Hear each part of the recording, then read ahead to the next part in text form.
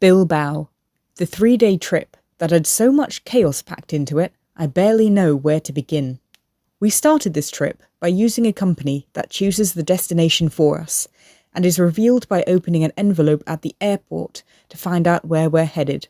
Clearly, Iceland left us craving even more spontaneity.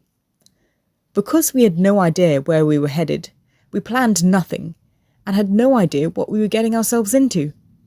The first night there, we went to explore Bilbao at night, and we went to take pictures of the Guggenheim Art Museum, for even though it was closed, it looked pretty with the lights. We knew nothing about what it was exhibiting. The museum was surrounded by water in its own little moat. We stopped in front of a short railing, and I saw there were concrete slabs leading toward the museum itself, laid out in the water like charming lily pads. There was no one else around but us. I couldn't help myself. "I'm going to jump the railing and skip across those metal plates," I declared. Seconds later, a wall of fire shot straight up from every single one of those squares. We both screamed simultaneously, louder than we have ever screamed before. That was the first time I'd actually heard my vocal cords release a death scream, a scream of pure terror. I didn't even know I was capable of such a sound. The blast was short but effective. We stared at each other in horror, before cackling in relief that we were both alive and that I had not been disintegrated. We were confused, but carried on, crossing an interesting-looking bridge. When we were halfway across, the bridge started hissing and producing a mist that encircled us. Everything was fogging and misting. It was exactly like something out of a horror film. If that wasn't enough, we were yet to be confronted by this really creepy giant spider. We discovered later, after vigorous research, that the museum had an exhibition on about the power of Mother Nature. Some power, all right.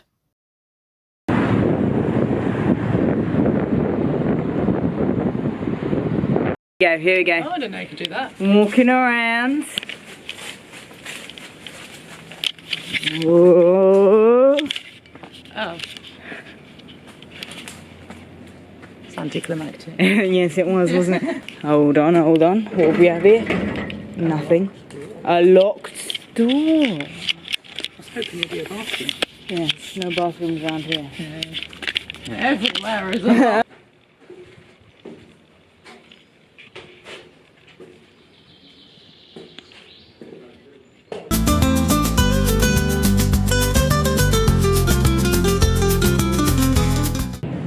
It even sounds ominous.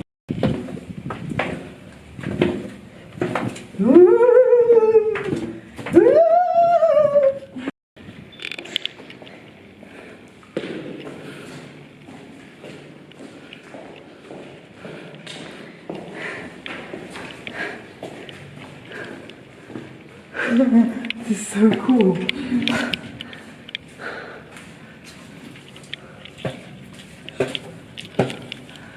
There I was, relaxing in our hotel room, one friend fast asleep, and the other at the desk in the far corner. Ping! I get a text message. It's from the awake friend. Does she sleep with her eyes open? You can't be serious, I thought, as I raised my eyes from my phone to look at the sender from across the room. You're genuinely too afraid to ask me this out loud. We're all in the same room. How can you not know if she's sleeping or not? Although, the angle at which I am, I can't see her face. I get up to look, and there is my friend, passed out on the bed with her eyes open. At this point, I'm nearly crying with trying to stifle my laughter, because I genuinely don't know if she's just messing with us, and was about to jump scare us out of our skin. I have no idea, I hiss. I don't know if she's awake or not. I decide to stick my camera phone in her face, to see if she'd blink or not, but nothing.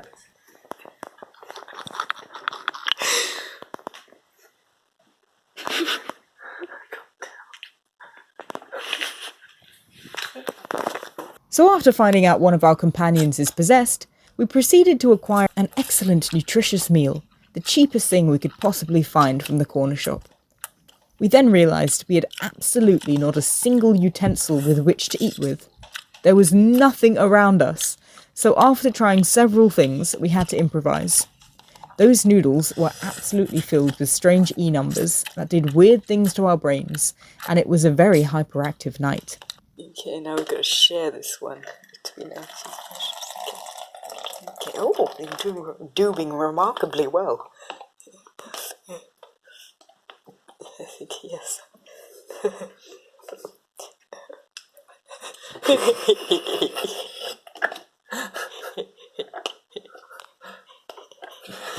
Cheers.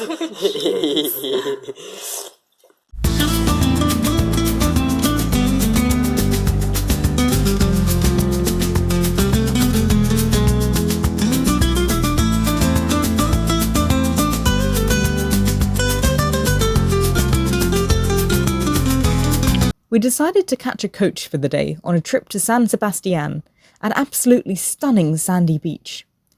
It was a truly wonderful day out, and still one of the best beaches I've ever visited to date. Let's do it.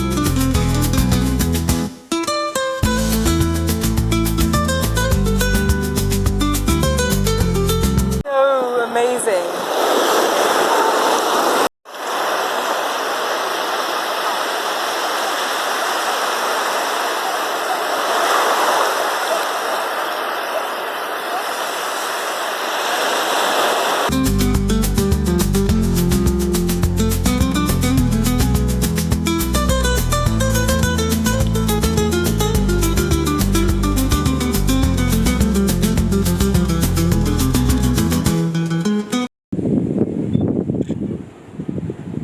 That dog had more energy than us. Yes, it did. Would get us back faster. Unfortunately, we weren't keeping track of the time and noticed it was growing dark very rapidly. We rushed back to the coach station, only to find out there was one last coach heading back to Bilbao that was leaving in 5 minutes. When we tried to board, the driver would not accept us. We were very confused and panicked. Out of nowhere, a kindly gentleman who spoke English well enough stepped in and told us we needed to validate our tickets. So he rushed us to the booth, did it for us, and rushed us back to our coach. That man genuinely restored my faith in humanity, and if it wasn't for him, we would have spent a very long, cold, dark night in San Sebastian, and quite possibly have missed our flight back.